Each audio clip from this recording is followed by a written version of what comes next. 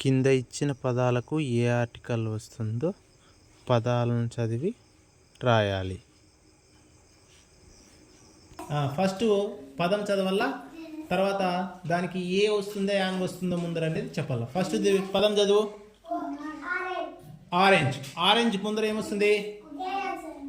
AN. కరెక్టేనా?